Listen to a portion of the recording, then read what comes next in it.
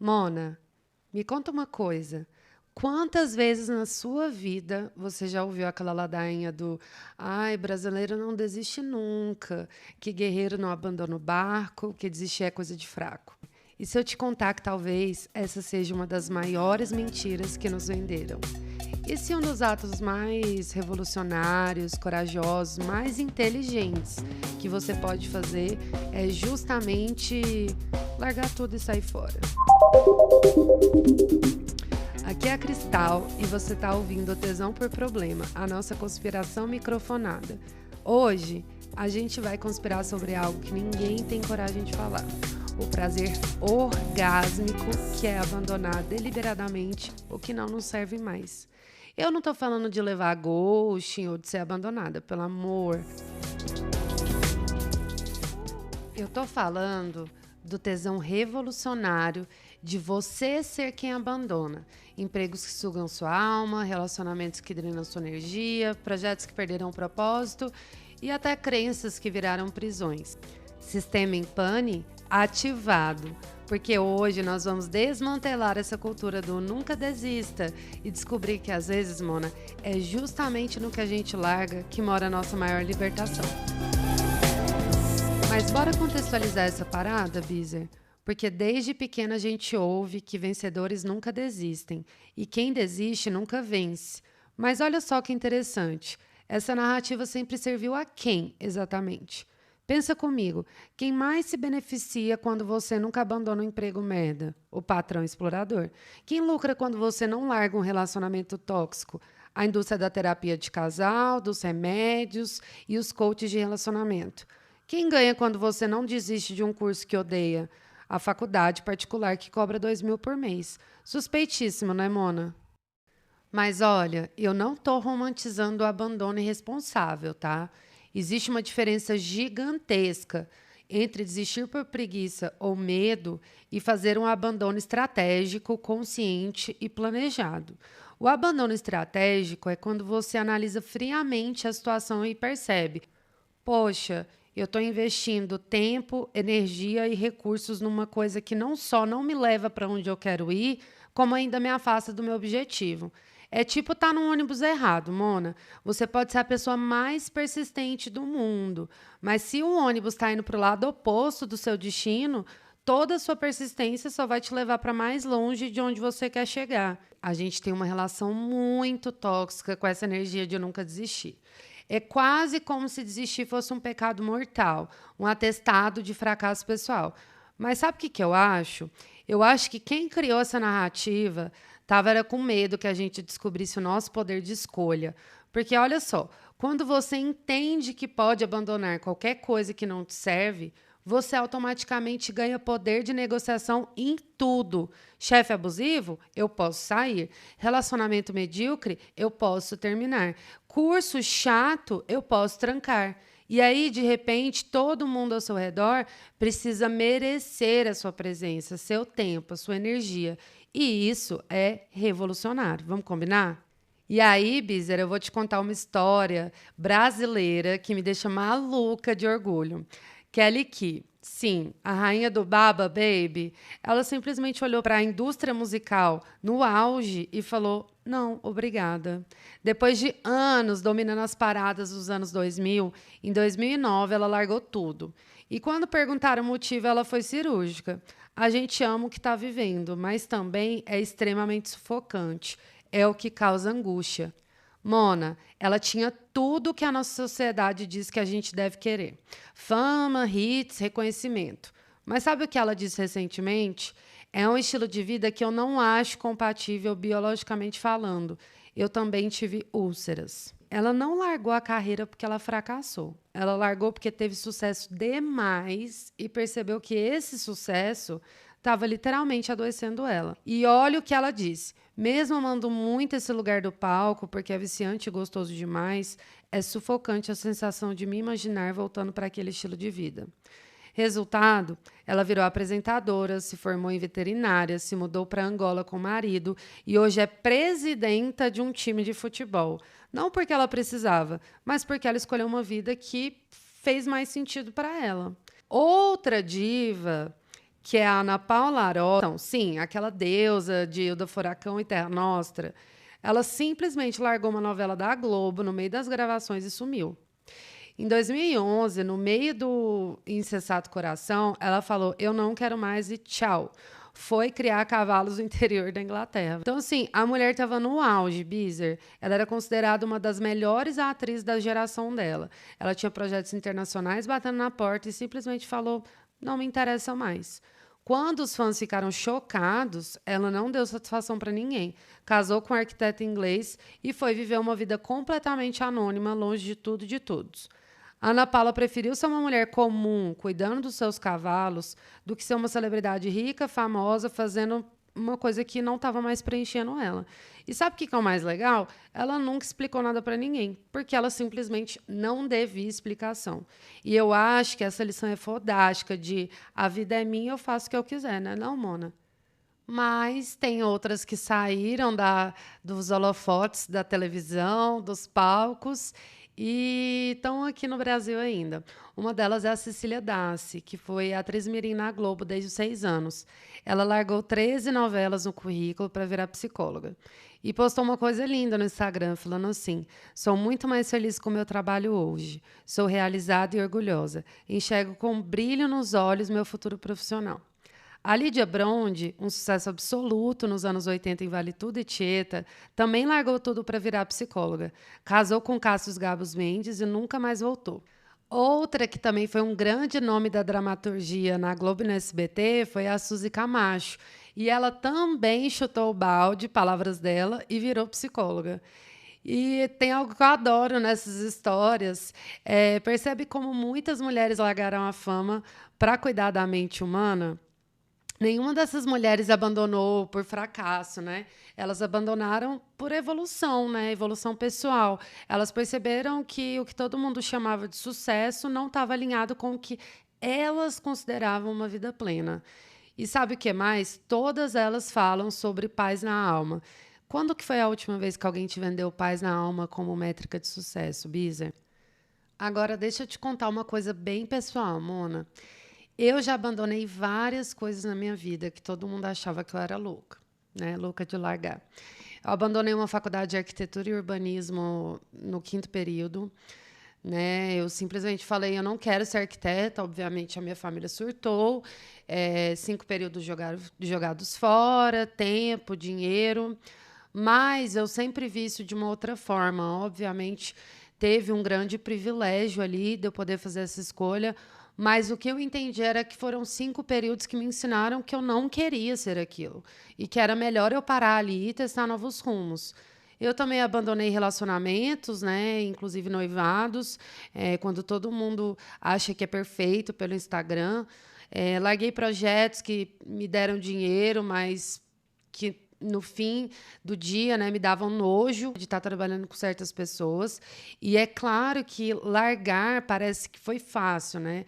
E parece que foi simples, mas pode ter certeza que cada um desses foi muito difícil, foi planejado da forma que deu. Muitos eu passei do ponto, sabe? Passei do ponto da minha persistência, porque, acredite, a minha persistência taurina, ela é real.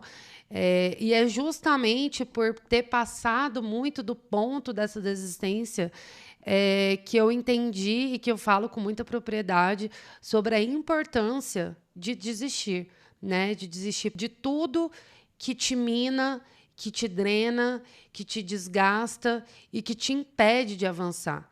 Porque uma coisa é você desistir de algo que está florescendo, outra coisa é você desistir de algo que, na verdade, só está empatando a sua vida. O famoso empata foda. E olha, eu te falo, Mona, cada abandono estratégico na minha vida foi uma libertação. Foi como tirar uma roupa muito apertada, sabe? Aquele sutiã que você tira no fim do dia e que você nem percebeu tanto que estava te sufocando. Isso para quem usa sutiã, né? No meu caso, já são aí uns 15 anos sem, então é uma experiência que eu não tenho mais, glórias às deusas. Mas, tem técnica para isso, tá? Não é um abandono impulsivo, é um abandono planejado, estratégico, consciente. Então, eu te convido para testar essa técnica. Primeiro, análise de custo de oportunidade. O que você está deixando de fazer, ser, ter, por manter essa coisa, ou pessoa, situação na sua vida. Se a resposta já te der náusea, é um sinal. Segundo, teste do leito de morte. Daqui uns 50, 60, 70, 80 anos, você vai se arrepender mais de ter largado isso ou de ter desperdiçado tempo numa coisa que você não estava afim? Terceiro, o que diria sua versão de 10 anos atrás? Aquela pessoa que começou essa jornada ainda reconheceria os motivos pelos quais você continua? Porque vamos combinar, 10 anos atrás você era outra pessoa. Então, essa escolha foi feita por outra pessoa, não mais por quem você é agora. E quarto e o mais importante, abandone com elegância. Você não precisa sair queimando pontes, falar mal, sair fazendo drama, só saia.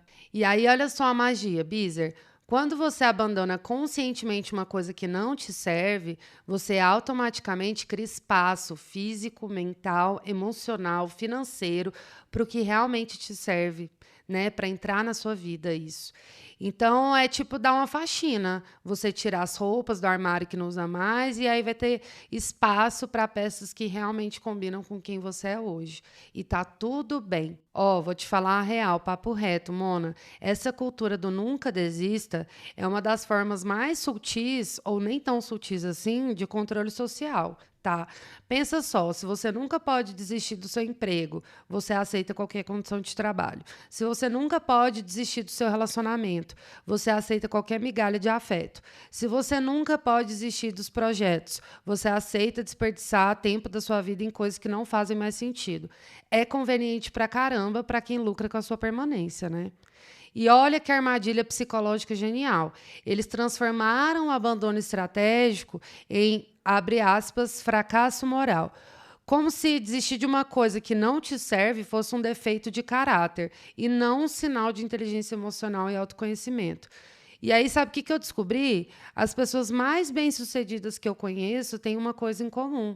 Elas são excelentes em abandonar o que não funciona rapidamente para poder investir energia no que realmente importa. E aprender isso fez total diferença na minha vida. Usando aqui o exemplo bem conhecido, tipo Steve Jobs largou a faculdade, o Bill Gates ele abandonou Harvard, né? O Richard Branson ele abandonou o colégio com 15 anos e eles são considerados visionários e não desistentes. A diferença, óbvio, primeiramente eles são homens brancos com dinheiro, né, e privilégios, mas assim olhando para a parte assim filosófica da parada, eles abandonaram coisas pequenas para construir coisas grandes. Então, assim, persistir na direção errada é o contrário de sabedoria. E aqui vai uma conspiração dentro da conspiração.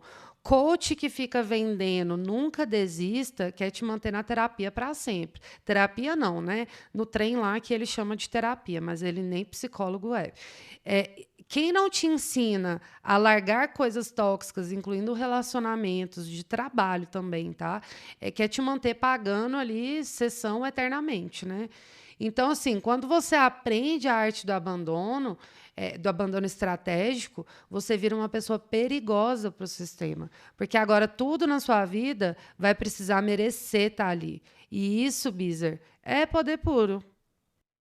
Então, Mona, aqui vai ser o desafio para as próximas 2 semanas. E prepara o coração, porque vai mexer, tá? Primeiro, na primeira semana, eu quero que você crie o seu inventário do abandono.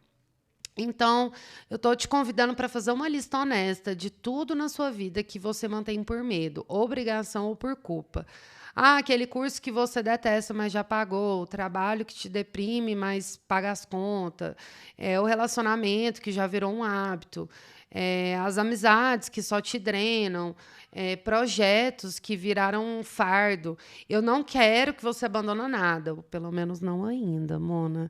Eu quero só que você admite que existem coisas que você mantém sem querer, tá bom? Esse é o primeiro passo.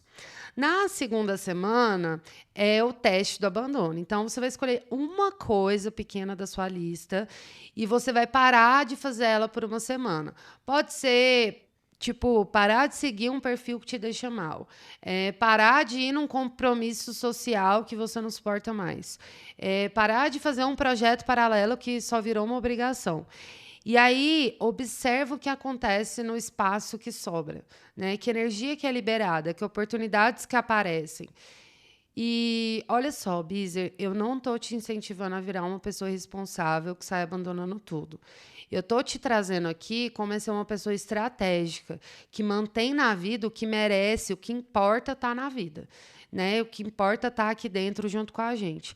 E isso, acredite, é uma das habilidades mais valiosas que você pode desenvolver, porque além da vida ser curta demais para desperdiçar com coisas que não fazem a gente sentir viva, não dá tempo de gastar energia quando a vida é curta para tudo que a gente tem que construir materialmente, né? Para ter os afetos, os desejos, os sonhos que a gente busca concretizados, materializados, né? E olha, eu também preciso ser responsável e falar uma coisa muito importante. Abandonar não é fugir de problemas ou evitar responsabilidades. É sobre escolher conscientemente onde você vai investir a sua energia, que é limitada. O Paulo Freire falava sobre consciência crítica, que é a capacidade da gente questionar estruturas que nos oprimem. E muitas vezes, Bizer, se mantém em situações tóxicas é uma forma de alimentar essas estruturas. Então, quando você abandona um emprego, um cliente que te explora, você não só se liberta, mas você também manda uma mensagem para o mercado de que aquilo não é aceitável. Quando você termina um relacionamento abusivo, você não só se protege, você quebra um ciclo que poderia se perpetuar, né? Ou nem um relacionamento que não seja abusivo. Pode ser relacionamentos só que não façam mais sentido mesmo. Nem tudo precisa ser sobre abuso. A psicóloga Clarissa Pinkola Estes, ela fala sobre a La Loba, né, que é a mulher selvagem que sabe quando é hora de deixar morrer o que já não serve. Ela diz assim: deixar morrer e deixar viver são aspectos da vida. Algumas vezes são a mesma coisa. E a Brené Brown, que eu falei aqui no outro episódio, que pesquisa vulnerabilidade há décadas, descobriu algo revolucionário, né? Que as pessoas mais resilientes não são as que nunca desistem, são as que sabem quando desistir de coisas que não funcionam para poder investir no que realmente importa. Sabe o que eu descobri estudando antropologia? Em culturas tradicionais, existem rituais de passagem para marcar as transições da vida. Mas na nossa sociedade aqui moderna, ocidental, a gente meio que esqueceu isso. A gente não tem rituais para, por exemplo, um luto de carreira, quando a gente larga uma profissão. A gente não tem cerimônia para celebrar o fim dos relacionamentos que já cumpriram o seu propósito. A gente não tem espaço sagrado para honrar versões antigas de nós mesmas que precisam morrer para que novas versões possam nascer. O psicólogo William Bridges, que estudou transições a vida toda, descobriu que toda mudança real tem 3 fases. A primeira é o final, quando você precisa deixar algo ir. A segunda é a zona neutra, que é aquele espaço indefinido, confuso, né? Onde você já não é mais quem era, mas ainda não sabe quem você vai ser. E a terceira é o novo começo, que é quando surge uma nova identidade, uma vida nova, uma direção nova que finalmente emerge. E aí ele diz uma coisa linda, que as transições são um processo natural de desapego e reorientação que marca a mudança dos capítulos da nossa vida. Mona, a maioria das pessoas tenta pular direto do final para o novo começo, pulando essa zona neutra. Mas é justamente nesse espaço do, digamos, vazio que a mágica acontece, que é onde você realmente descobre quem você é quando não está performando nenhum papel social. E aí a gente precisa falar do papel da terapia nessas transições, né? Porque muitas vezes a gente não consegue fazer essas transições sozinha. E tá tudo bem a gente contar com ajuda profissional, é para isso que elas existem mesmo.